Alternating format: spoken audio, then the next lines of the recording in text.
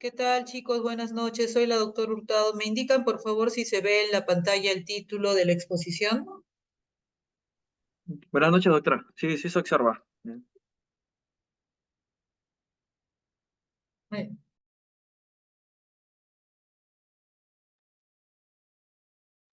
Sí, también se logra visualizar los movimientos de los PPTs.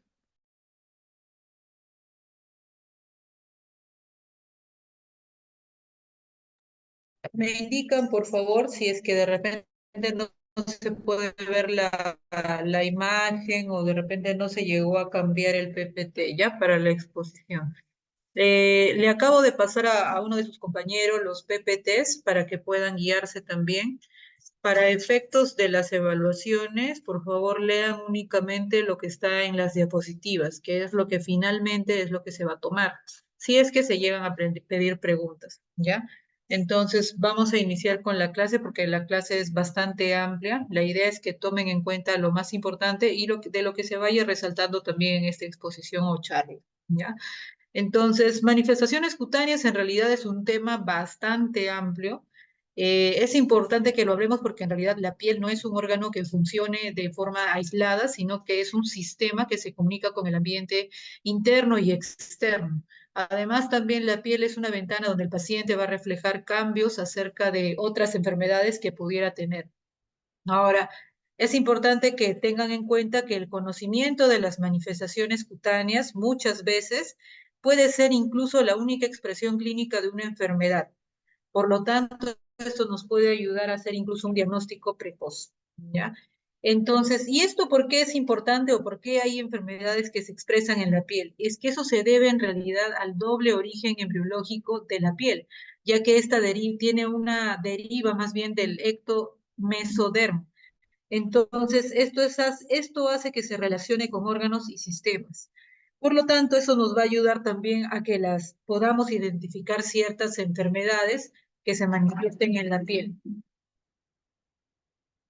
Ahora, la fácil accesibilidad también de la piel facilita que se hagan ciertos estudios y nos puedan ayudar a definir ciertas enfermedades o incluso son parte o son marcadores o son criterios que se incluyen para hacer diagnóstico de alguna enfermedad. Entonces, ¿esto a qué me refiero? Más que todo a los estudios de las biopsias que muchas veces nosotros realizamos como un complemento para un diagnóstico. Entonces, a eso se refiere. Vamos a ver entonces dentro de las manifestaciones cutáneas de las enfermedades sistémicas, pero de las más frecuentes, en este caso ya de enfermedades reumatológicas, suprarrenales, gastrointestinales o enfermedades del sistema nervioso y endocrino. Entonces, es importante de las anteriores diapositivas que tengan en cuenta cuál es el origen embriológico de la piel, porque de estas es que se derivan muchas veces otras enfermedades o se reflejan en ella, ¿no? Entonces, eso es lo que tienen que tener en cuenta. Dentro de las manifestaciones cutáneas asociadas a las enfermedades digestivas, esa también es muy importante. Vamos a hablar acerca de aquellas que están asociadas a hemorragias digestivas. Una de ellas es el pseudosantoma elástico. Este es un trastorno que no es muy frecuente, es hereditario y tiene una alteración del tejido elástico por calcificación progresiva y también elastorexis. Pero de esta afectación cutánea en la que hay o se fragmentan las fibras elásticas de la dermis reticular, también puede afectar a la retina y a los vasos sanguíneos. Se menciona en la literatura que esto puede iniciar entre los 20 y 30 años, perdón, acá, entonces entre los 20 y 30 años, y clínicamente lo que nosotros vamos a observar muchas veces es como una placa amarilla o un poco hasta normocrómica, muchas veces de una superficie similar a un empedrado o a una piel de gallina. Pero esto lo vamos a poder observar nosotros en zonas de pliegues, es decir, en cuello, pliegue axilar, pliegue inguinal o periumbilical. A nivel ocular, también van a observar que se pueden encontrar estrías angioides de la retina. Ahora, muchas veces o en algunos pacientes o casos se puede ver que debido a que hay una alteración de las fibras elásticas de los vasos de mediano calibre, puede haber una isquemia coronaria o ACV o hipertensión severa. ¿Ya? Entonces, en la imagen ustedes ven, de repente logra ver un poquito que hay una placa media hiperpigmentada, ¿no? Que más que todo tiene un patrón similar a un empedrado. Pero en esta zona ya la podemos ver un poquito más a detalle, ¿no? Ahí se ve más que todo con un patrón en empedrado. Acá vamos a ver las lesiones más que todos en las áreas de los pliegues, pliegue axilar, también a nivel de la fosa poplitea. ¿Ya? Entonces, la segunda en la que vamos a tratar nosotros asociados a hemorragias digestivas, en este caso vamos a hablar acerca de la telangiectasia hemorrágica hereditaria. Este es un trastorno autosómico dominante en la que se caracteriza porque hay una displasia vascular multisistémica. Se produce también en los capilares ectásicos, mucocutáneos y viscerales. Puede manifestarse también en la adolescencia con lesiones a nivel de la mucosa, como pueden ver en las imágenes, pero también en la nariz y en la boca. Por lo general, estos pacientes van a referir que hay una epistasis que es referida, ¿no? Ahora, las telangiectasias muchas veces, más o menos en la tercera década de vida, se pueden extender hacia la cara, hacia la punta de los dedos, como por ejemplo en la imagen que nosotros vemos ahora, pero también pueden tener otras localizaciones, ¿no? Pero esto es lo más frecuente, ¿ya? Vamos a hablar acerca ahora de las asociadas a pólipos, a poliposis, y en este caso vamos a hablar acerca del síndrome de Garner. Este es un síndrome autosómico dominante. Vamos a encontrar ya más que todo pólipos adenomatosos, colorectales que pueden malignizarse también. También pueden asociarse, en este caso, a una expresión a nivel cutánea, y es que se pueden observar que hay tumores benignos cutáneos, como por ejemplo los quistes epidermoides o los fibromas subcutáneos o lipomas, o también se pueden observar osteomas, ¿no? Como en la imagen que nosotros vemos. Pero en esta parte de acá ya vamos a ver que hay fibromas subcutáneos que se pueden ver más que todo en la mejilla. Entonces, vamos a pasar a otra, en este caso el síndrome de Peutz-Jeghers. Vamos a ver que es un síndrome autosómico dominante y los pólipos más que todo se localizan a nivel gastrointestinal, son apartosos, son por malformación del tejido conjuntivo y en este caso pueden poseer también una neoplasia o una degeneración o una neoplasia, ¿no? Pero en este caso más que todo están asociados a problemas mecánicos, como por ejemplo oclusión o torsión, ¿no? Las lesiones mucocutáneas asociadas son las máculas pigmentadas, como un léntigo más que todo pigmentado, ¿no? Marrones o azuladas muchas veces en los labios, pero como también vamos a verlo en la mucosa oral y también en la punta de los dedos, como los que vemos acá, ¿no? Como estas máculas tienen una apariencia incluso media melanocítica, ¿no? Pero son máculas pigmentadas o hiperpigmentadas lentiginosas. Ahora nuevamente vamos a ver otra de las asociadas.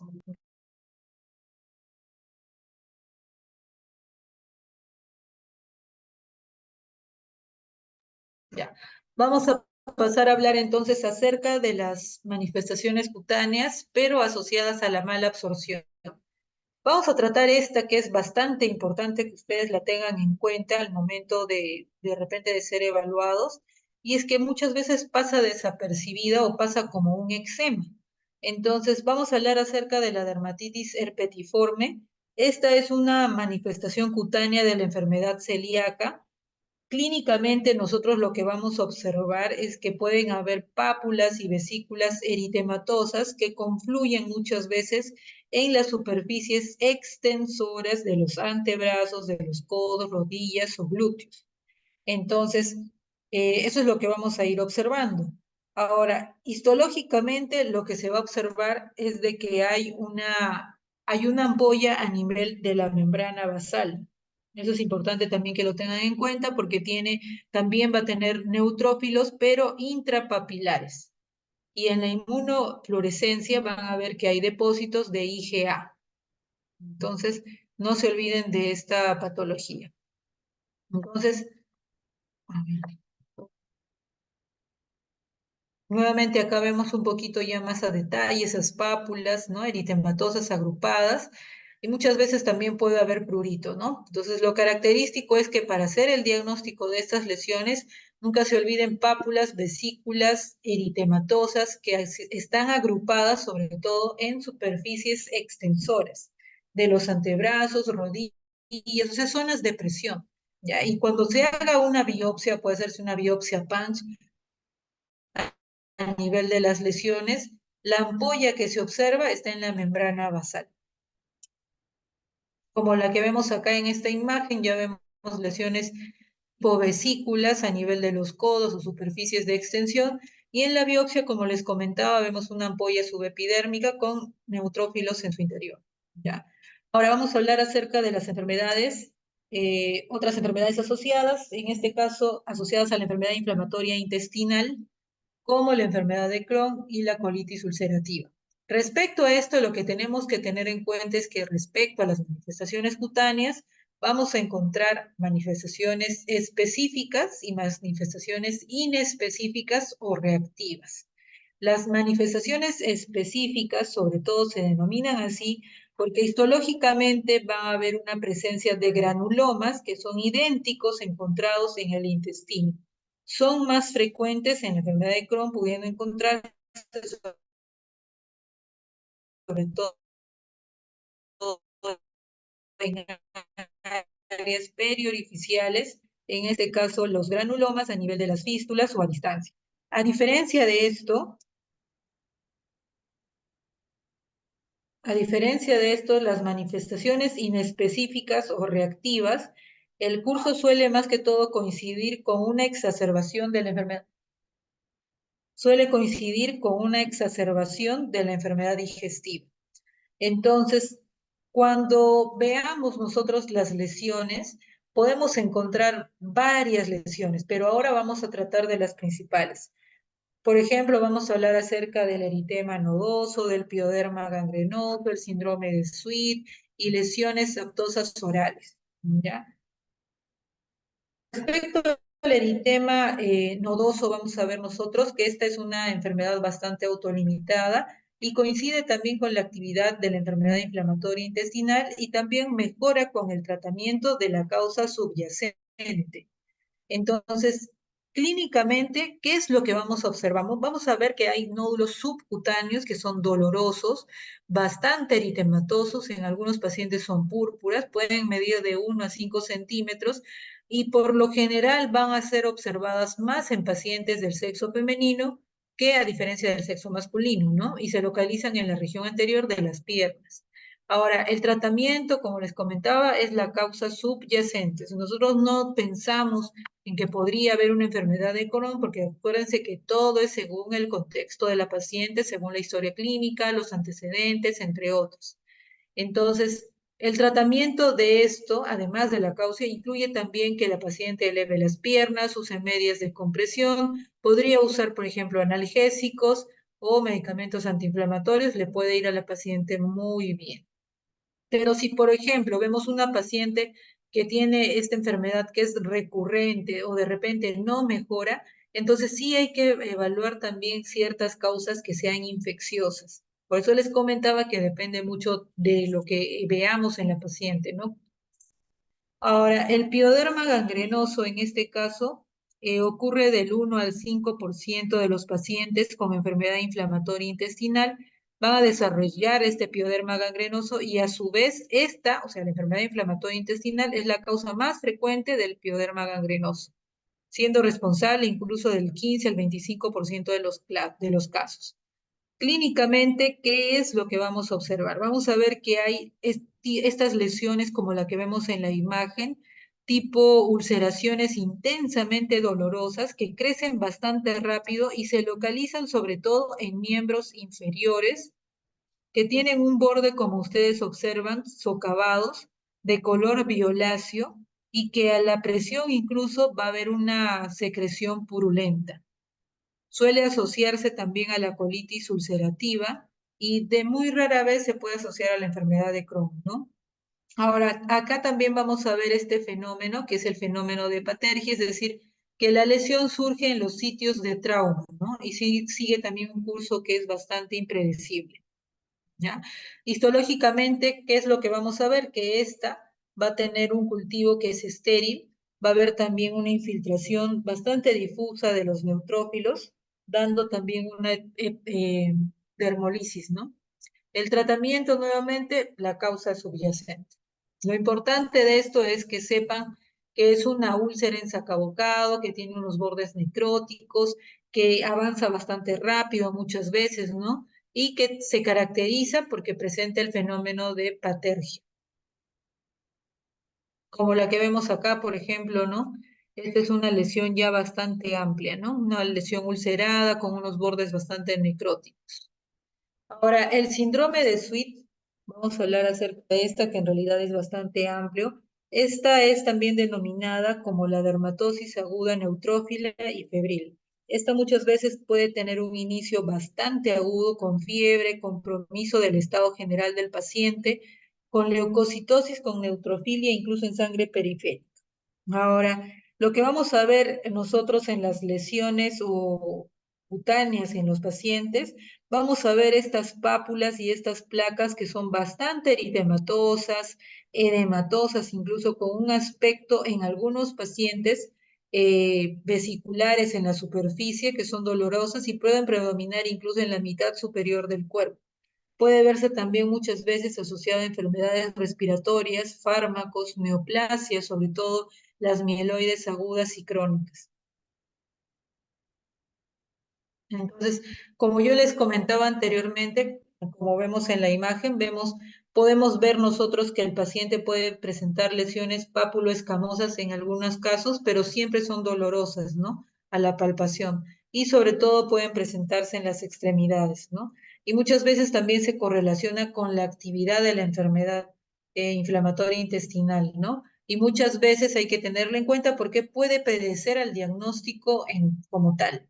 Entonces, es importante que ante la sospecha de esta enfermedad hagamos una biopsia en la cual nosotros vamos a evaluar que hay un infiltrado neutrófilo presente en la histología, ¿no? El tratamiento, si nosotros identificamos la enfermedad, estas manifestaciones en la piel también van a mejorar con corticoides tópicos o sistémicos de alta potencia, ¿no?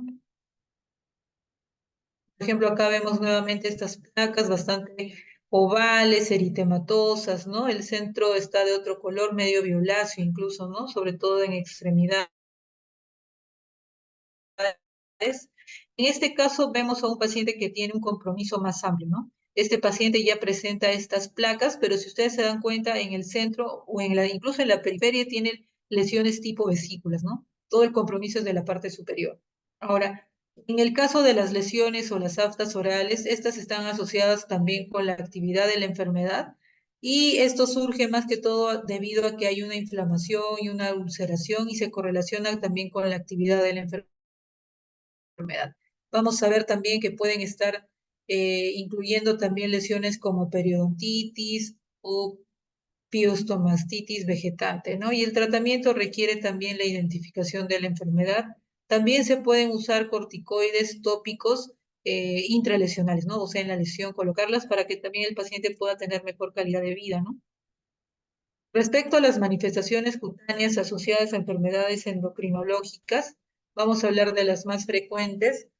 Respecto a las manifestaciones en la diabetes mellitus, en realidad son varias. Vamos a hablar de la dermopatía diabética. Puede estar presente en el 50% de los pacientes y lo que se van a observar son estas placas atróficas de un color rojizo parduzco, de bordes irregulares y muchas veces son asintomáticos y se localizan en la región pretibial. Muchas veces se pueden confundir con los léntigos. El tema es de que muchas veces estas cuando curan o cuando van evolucionando pueden dejar un centro un poquito más atrófico. Si ustedes identifican en la imagen, el centro es más atrófico. La causa también es una microangiopatía. No existe un tratamiento que como tal que elimine estas lesiones. Pueden curar por sí solo, pero van a dejar estas cicatrices atróficas o deprimidas y sobre todo hiperpigmentadas, ¿no? Que cosméticamente muchas veces al paciente es lo que no le agrada, ¿no? O por lo que más que todo acude a una consulta o el endocrinólogo lo manda a la evaluación por dermatología para evaluar ese tipo de manchas, ¿no? Ahora, tampoco es que exista la asociación de la aparición de estas lesiones con el control de la glicemia. Otra muy importante que tienen que tener en cuenta es esta de aquí, que es la necrobiosis lipoidea. Esta muchas veces en los médicos lo confunden de repente con una celulitis y muchas veces inician un tratamiento antibiótico, pero se trata en realidad de placas que son bien circunscritas, atróficas, y aquí la observación es de que estas son de localización pretibial y son bilaterales. Una celulitis no es bilateral. Entonces, el centro es siempre de este cordón pardo, amarillento, deprimido, y muchas veces eso es lo que hace que confunda al médico y piense que es una celulitis. En este caso se permiten ver también los vasos subyacentes y el borde está activo, irregular, eritematoso, y lo que también confunde porque parece una celulitis o tiene ese aspecto, ¿no? Entonces, acá la diferencia es que la localización es pretibial y es bilateral en el contexto de un paciente que tiene diabetes mellitus, ¿no? O que de repente incluso ha recibido tratamiento por una celulitis y no mejora, ¿no? Entonces, en este caso, los pacientes con estas lesiones son pacientes diabéticos, la etiología no se conoce, pero también hay una asociación con la microangiopatía diabética. El tratamiento muchas veces puede ir muy bien con corticoides tópicos intralesionales, pero corticoides tópicos de alta potencia pueden mejorar este tipo de lesiones. Pueden reducir bastante la inflamación de las lesiones, pero hay que tener cuidado y no extendernos en el tratamiento de corticoides porque ya saben que estos tienen muchos efectos adversos como entropia cutánea, ¿no? Aparte que al adelgazar la piel, de repente el paciente se golpea y puede tener una lesión y sí es una lesión que se podría infectar en el tiempo si es que el paciente no se cuida, ¿no? Pero ya saben que esta no tiene una causa infecciosa. Como en esta imagen vemos una gran placa, más eritematosa, con un centro medio ulcerado aparentemente o con secreción, tiene estas costras amarillentas, unos bordes más definidos que se ven en la región pretibial. Otra de las bastante frecuente que nosotros vamos a observar en los pacientes es la catosis nigricans. En este caso vamos a observarlo en los pacientes y clínicamente se va a manifestar como un engrosamiento aterciopelado y una hiperpigmentación de la piel, habitualmente en los pliegues. Es frecuente que veamos esto en pacientes que tienen resistencia a la insulina, pero también se asocia a la obesidad como parte del síndrome metabólico, ¿no? Y hay muchos pacientes, hay muchos casos en los que luego de una reducción de peso puede incluso mejorar bastante esta pigmentación, pero no desaparecer, pero sí puede mejorar un montón, ¿no? Porque los pacientes, sobre todo, cuando vienen a la consulta, sobre todo vienen por el tema estético, por el color, desean usar despigmentantes, láser, pero no es algo que vaya a mejorar por eso. Hay que recordar que en niveles normales la insulina se une a receptores clásicos y produce sus efectos sobre el metabolismo de la glucosa. Pero a niveles elevados, es decir, cuando hay una hiperinsulinemia, se presenta mayor afinidad con los receptores insulinosímiles del factor de crecimiento. Y esto ejerce un efecto sobre la proliferación celular. Hay que recordar que los fibroblastos y los queratinocitos justamente expresan esos receptores de insulina tipo IGF-1, ¿no? Entonces, de ahí viene el tema de la pigmentación. Entonces, el control de la glucosa, el control de la obesidad, muchas veces puede ayudar a que esto se atenúe un poco más, ¿no? Respecto ahora a las manifestaciones cutáneas con el hiperandrogenismo, podemos hablar más que todo en este caso vamos a observar que el exceso de andrógenos va a causar ciertas manifestaciones en la piel, ¿no? En este caso vamos a ver que hay, recordemos que el ovario poliquístico o ese síndrome se caracteriza porque hay hiperandrogenismo, anovulación crónica, en ausencia también de una enfermedad hipoficiaria o suprarrenal. Eso es lo que hay que tener en cuenta. Entonces, cuando hagamos nosotros un estudio de un paciente, no es de que todo ovario o todo paciente que tiene quistes en el ovario ya lo vamos a poner una etiqueta de que tiene ovario poliquístico, no. Ovario poliquístico engloba mucho más que eso. Entonces, ¿qué es lo que vamos a ver a nivel de piel o a nivel de las manifestaciones cutáneas? Vamos a ver que es un paciente que puede presentar hirsutismo, acné, alopecia androgénica, acantosis, piel grasa, Es decir, van a haber varias cosas, ¿no? Signos que nos sugieren de que podría haber algún trastorno hormonal asociado. Por ejemplo, en el caso de estas imágenes vamos a tener una alopecia androgénica. En la primera imagen vamos a ver que hay una disminución de la densidad capilar. También vamos a observar, perdón, de que hay un adelgazamiento a nivel del folículo, pero no hay un retroceso de la línea de implantación. O sea, vamos a notar acá que la línea de implantación permanece normal, se mantiene, pero a nivel de esta parte vamos a encontrar que hay una disminución de la densidad capilar. También vamos a ver que hay hirsutismo, acné, que puede muchas veces predominar en la región mandibular. Podemos ver comedones, pápulas eritematosas e incluso pústulas, y también un aumento del vello a nivel de las zonas donde no debería haber cuando se trata de una paciente del sexo femenino, y la cantor nigricans, de la que ya habíamos comentado también anteriormente, ¿no? Esto ya ustedes lo van a ir revisando.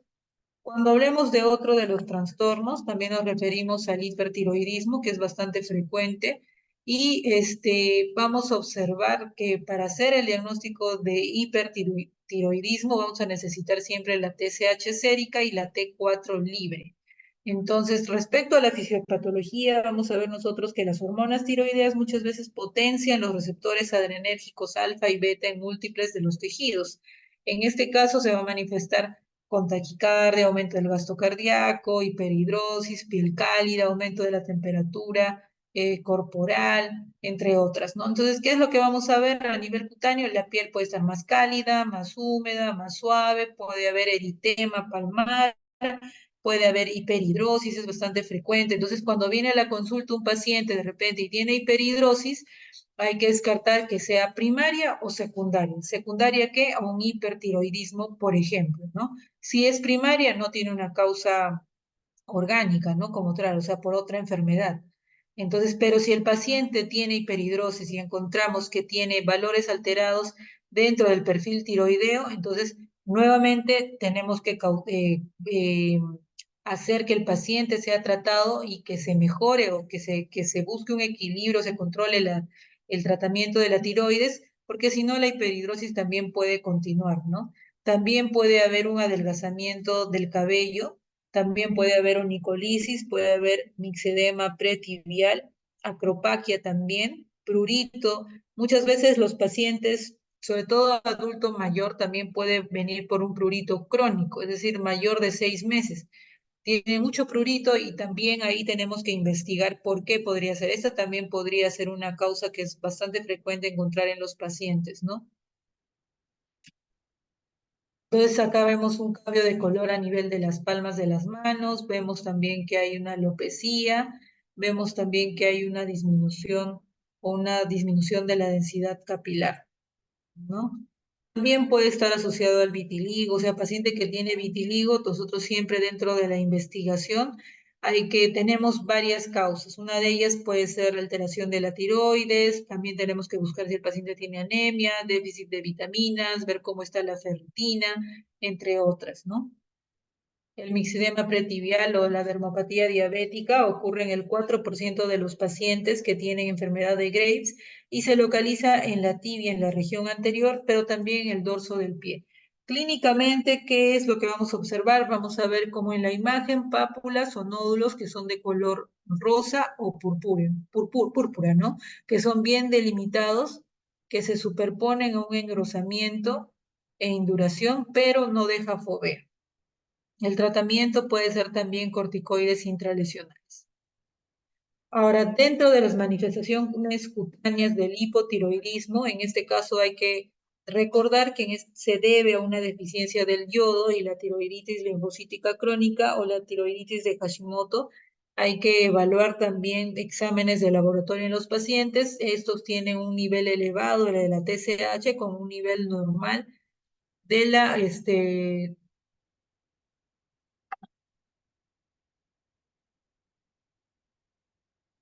vamos a ver entonces que el diagnóstico de la tiroiditis de Hashimoto muchas veces va a requerir de los anticuerpos antitiroideos.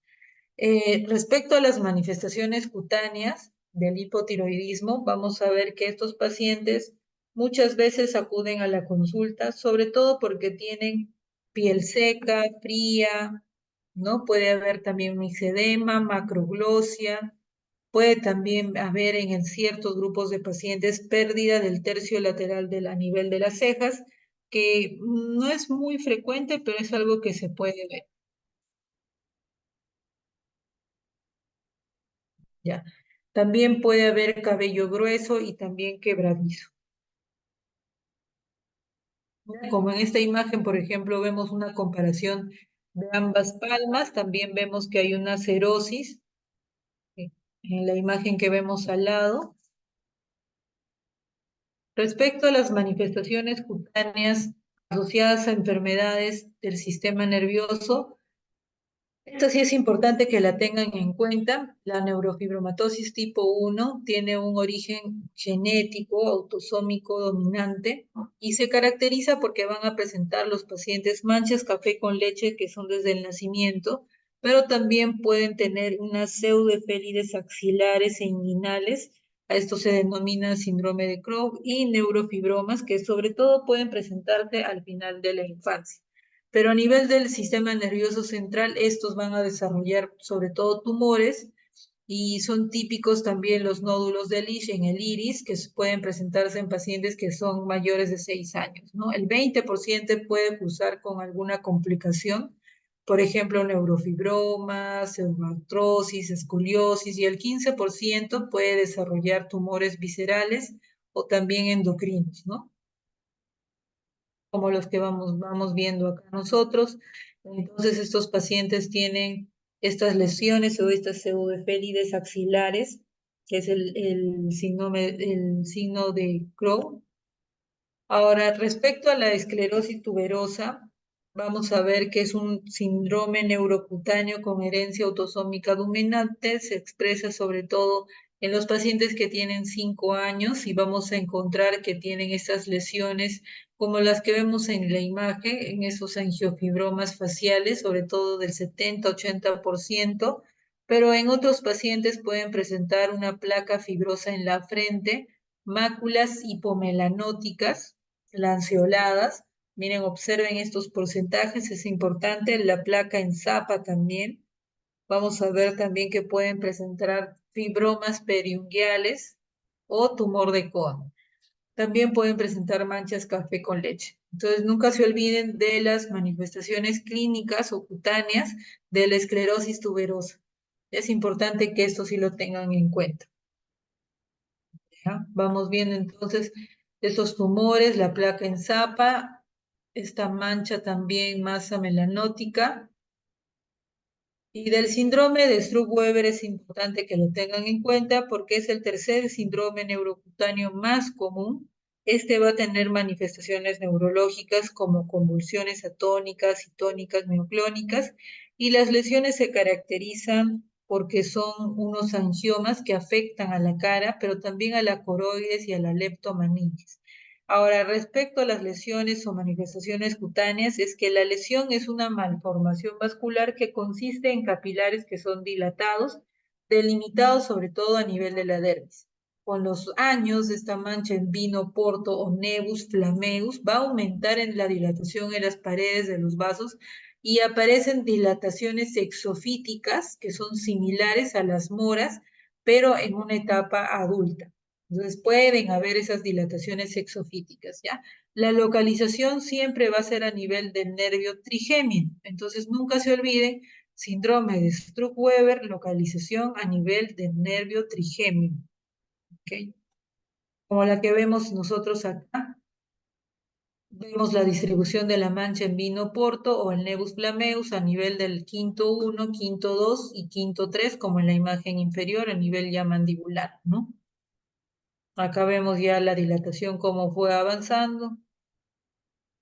A nivel ya hablando de las enfermedades reumatológicas, vamos a hablar acerca de la dermatomiositis. Esta también es bastante amplia. Tenemos que tener en cuenta que respecto a las dermatomiositis, en realidad esta es una entidad que es infrecuente, que se incluye dentro de las miopatías inflamatorias idiopáticas. Para el diagnóstico muchas veces se incluye la debilidad muscular proximal, elevación sérica de las enzimas musculares, un electromiograma con un patrón miopático y una biopsia muscular patológica, además de las lesiones características. Entonces, nosotros, ¿qué lesiones? Vamos a encontrar que hay lesiones que son patognomónicas, que son las pápulas de Gottron, el signo de Gottron, indicativas como la poiquilodermia, calcinosis, características como síndrome del Child, el signo del Child, telangiectasias, entre otros, como prurito también. Va a haber edema facial, eritrodermia, alopecia y vasculitis y paniculitis. Entonces vamos a ir viendo algunas de las más frecuentes que podrían venir. Por ejemplo, vamos a ver las pápulas de Gottron, es característico en esos pacientes. Vamos a ver también el eritema en heliotropo, es decir, el eritema a nivel del párpado superior y párpado inferior, ¿ya? Vamos a ver también en los pacientes que pueden presentar el signo del chal, como el que vemos en la imagen, que afecta sobre todo la región del tórax posterior, así como un chal tal cual como cubriendo la parte superior del tórax. Vemos una gran placa eritematosa. Ahora, también vamos a ver en los pacientes el signo de la cartuchera, que es una gran placa eritematosa a nivel de la región lateral de los muslos. Es a nivel de la funda de los bolsillos, del pantalón. ¿Ya? Eso le llaman signo de la cartuchera. La otra son las pápulas de Gottron a nivel del dorso de las manos. ¿Ya? Entonces, esos son los signos más importantes que se pueden ver en la dermatomiositis. Eso sí lo tienen que tener en cuenta. Lo otro son las manifestaciones a nivel de cutáneas cuando hablamos de lupus eritematoso sistémico. Sabemos que el lupus es una enfermedad inflamatoria del tejido conectivo con una variedad de presentaciones clínicas en la que va a haber una producción de autoanticuerpos contra los constituyentes celulares. Respecto a las lesiones cutáneas, estas pueden ir desde lesiones que son benignas o autolimitadas hasta erupciones bastante severas que pueden dejar incluso secuelas o pueden ser fatales. Entonces, vamos a ir viendo a estas manifestaciones. Estas pueden ser inespecíficas, es decir, aquellas que no tienen un patrón o una característica histológica de lupus, pero te aportan pistas respecto al diagnóstico siempre dentro del contexto del paciente. Y manifestaciones que son específicas, ¿no? Que abarcan ya los subtipos de lupus eritematoso, ¿no? Que son las que vamos a ir viendo acá, como el lupus cutáneo crónico, el subagudo y el agudo, ¿no? Entonces, lo importante de este cuadro es que puedan observar que los pacientes que presentan, en este caso el lupus eritematoso cutáneo agudo, pueden presentar un eritema en la región malar, que es decir, lesiones más localizadas, puede haber fotosensibilidad y en cierto grupo de pacientes puede ser generalizado, pero aquellos que tengan un patrón ya, un lupus cutáneo subagudo, pueden tener lesiones en algunos casos anulares o algunos pueden presentar lesiones pápulo-escamosas.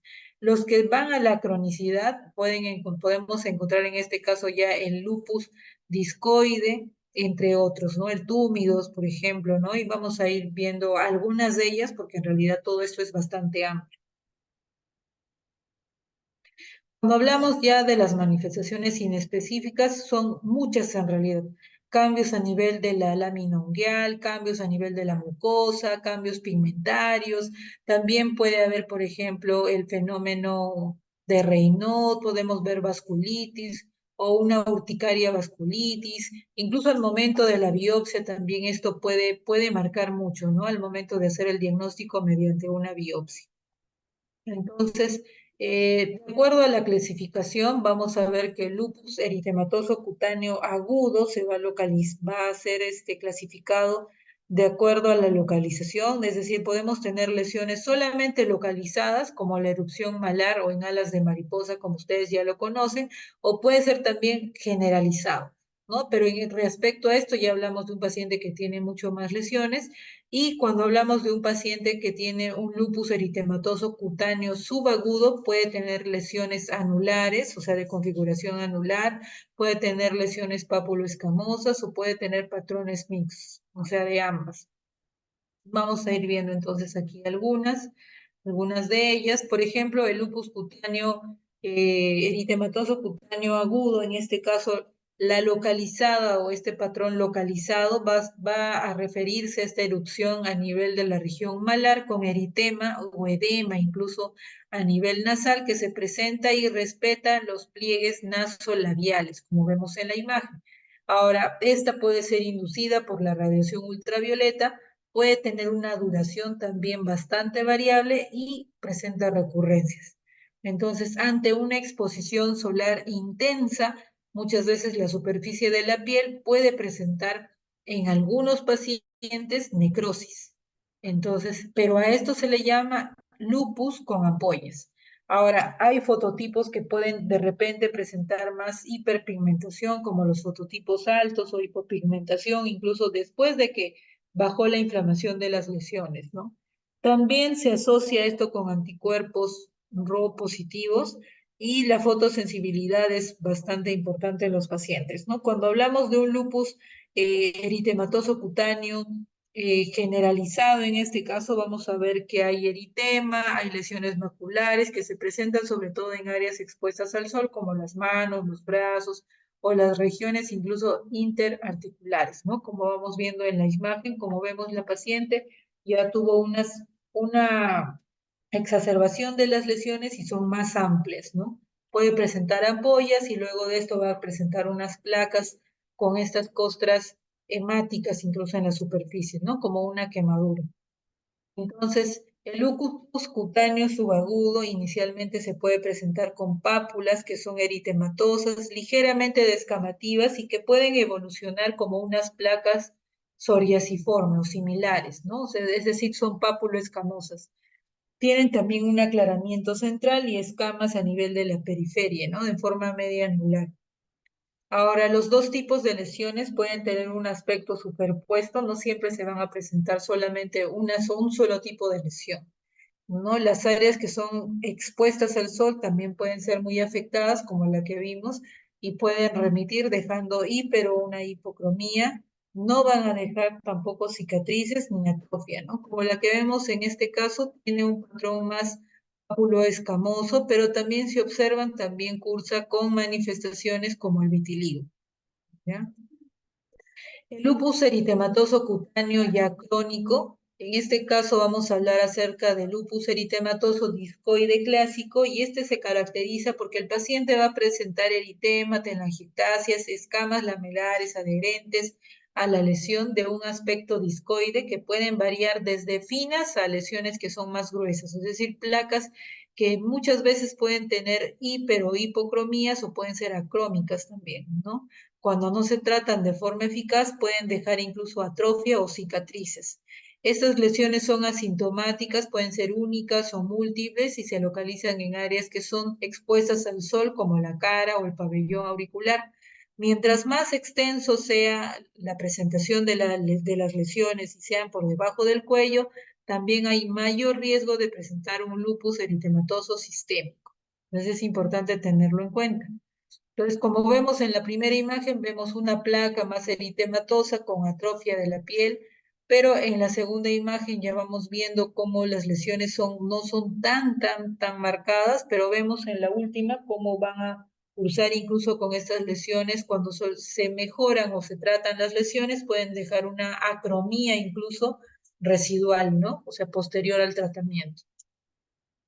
También vemos que cuando se afecta el cuero cabelludo, que es en un 60%, puede dejar una lesión o una alopecia cicatricial, ¿no? Pero esta es secundaria a la destrucción folicular, es decir, ya no va a crecer pelo.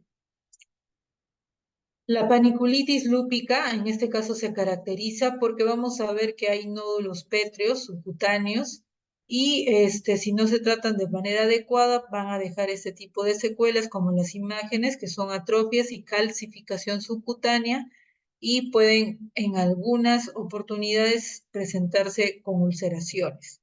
Las regiones más afectadas del rostro son la región malar, temporal, miembros superiores, muslos o glúteos o senos incluso, ¿no? Y la histología de la paniculitis lúpica es una paniculitis lobulillar con infiltración linfocítica. no se olviden, paniculitis lobulillar con infiltración linfocítica, paniculitis lúpica va a estar asociada a estas placas atróficas con calcificación y ulceración en ocasiones. Por ejemplo, acá vemos la afectación a nivel mandibular. Acá vemos una manifestación a nivel ya del glúteo, vemos cómo la región está más depresiva, está más hundida, es decir, hay atrofia marcada, y en el rostro también vemos que hay una atrofia bien marcada, ¿no? A nivel malar.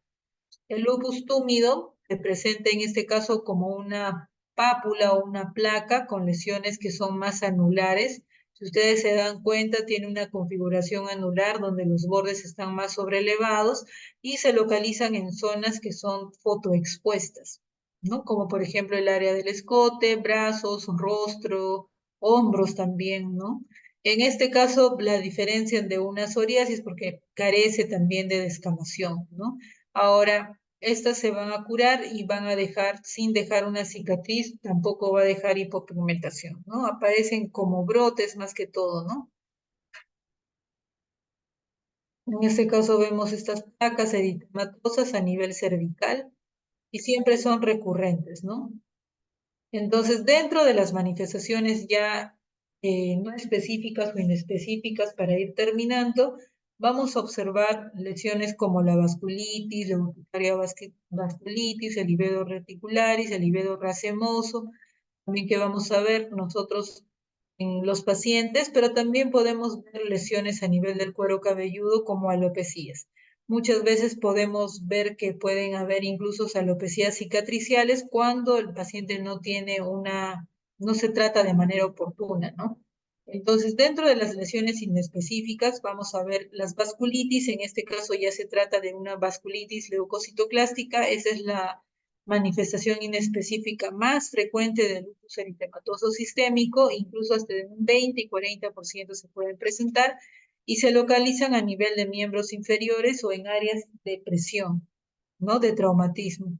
Puede presentarse como una vasculitis de pequeño vaso, con máculas, pápulas o lesiones purpúricas palpables. También esta está asociada con la actividad de la enfermedad, ¿no? Es importante tenerla en cuenta.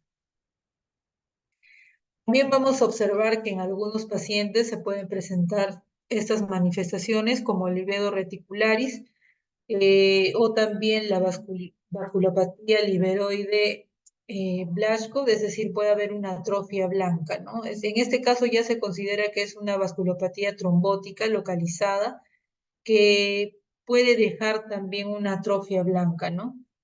También puede haber fenómeno de Raynaud, pero estas son ya más inespecíficas.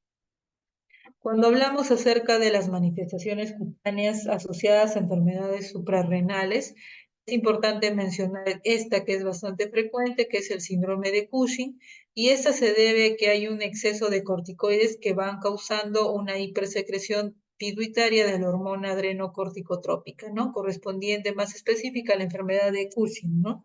Ahora, clínicamente, ¿qué es lo que vamos a observar? Vamos a observar una paciente que tiene una fascia en luna llena, vamos a observar que tiene el cuello de búfalo, depósito graso también a nivel de la cintura pelviana y reducción de grasa a nivel de los brazos y de las piernas. Atrofia epidérmica, estrías, púrpura, acné esteroidal, hirsutismo. Entonces, en esta imagen, por ejemplo, en una vista lateral, vemos cómo de ahí se nota mucho más que hay una almohadilla a nivel dorso cervical, una almohadilla grasa a nivel dorso cervical. Esto ya por depósito de la grasa a nivel de la región posterior del cuello, ¿no? Pero también vemos que hay en la parte superior de la espalda. Pero en esta imagen, el paciente más que todo tenía un Cushing iatrogénico, ¿no? Por el uso de corticoides. Entonces es importante tener en cuenta que los corticoides tienen una acción también sistémica, entonces y esto puede dar manifestaciones en la piel. También vamos a encontrar que puede haber acné, hirsutismo, alopecia también en ciertos pacientes. También puede haber infecciones fúngicas, no más que todo oportunistas. Pueden presentarse también estrías, pero el color más es rojo vinoso, como en la imagen. También puede haber acné inducido por esteroides y la característica es que son lesiones monomorfas, es decir, todas tienen la misma forma. Ya que en este caso vemos que tienen pápulas y pústulas eritematosas en el tórax posterior, siempre de todas de igual forma. La enfermedad de Addison o la insuficiencia suprarrenal puede deberse en este caso a una adrenalitis autoinmune y menos frecuente a una infección o a una neoplasia, y las manifestaciones cutáneas más que todo va a haber una hiperpigmentación, pero por efecto de la hormona melanocito estimulante, ¿no? Puede haber más que todo en zonas fotoexpuestas, sitios de trauma, axilas, periné, entre otras, ¿no? También puede afectar a las uñas y a las mucosas. También puede haber una pérdida aumentada del sudor, de la sal en el sudor. Dentro de las manifestaciones cutáneas vamos a ver que hay una hiperpigmentación, sobre todo difusa a nivel de la piel. Puede haber una hiperpigmentación del cabello, hiperpigmentación a nivel de la mucosa, pérdida del cabello, del vello, perdón, axilar y púbico, pero también podemos observar que hay melanoniquia, es decir, hay unas bandas longitudinales a nivel de la lámina unguial. Acá vemos cómo hay estas manchas más melanocíticas, ¿no? Hiperpigmentadas en la cavidad oral. Vemos también que hay esta pigmentación a nivel de la mucosa oral. También vemos que hay una acentuación a nivel de los pliegues, esta pigmentación, y también vemos estas bandas longitudinales más hiperpigmentadas a nivel de la lámina unguial, ¿no? Diferente de un melanoma subunguial que tiene el signo de Huntington, esta no tiene el signo de Huntington. Es muy frecuente también ver melanoniquia en pacientes que son de fototipo alto, sobre todo hispanos, ¿no? Listo. Finalmente, para terminar, solamente comentarles de que la piel no es un órgano aislado, como ven ustedes, sino que muchas veces hay que considerarlo como un sistema que se comunica con el ambiente interno. Por lo tanto, el conocimiento de las manifestaciones cutáneas más frecuente en muchas ocasiones pueden ser la expresión o pueden indicar la actividad de una enfermedad que está encaminada o que muchas veces está asintomática y muchas veces son los signos para poder hallar un diagnóstico de alguna enfermedad subyacente, ¿no? Sobre todo las que hemos estado comentando, que son las más frecuentes que se pueden ir observando, ¿no? En los pacientes.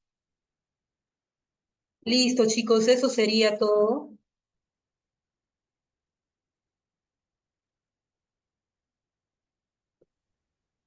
Muchas gracias, doctora. Muchas gracias, doctora. Gracias. Para comentarles entonces que dentro de los temas que hemos ido comentando, lo importante que tienen que tener en cuenta es el origen de la piel y por qué es que las manifestaciones cutáneas son importantes. Este doble origen embriológico es importante que lo tengan en cuenta.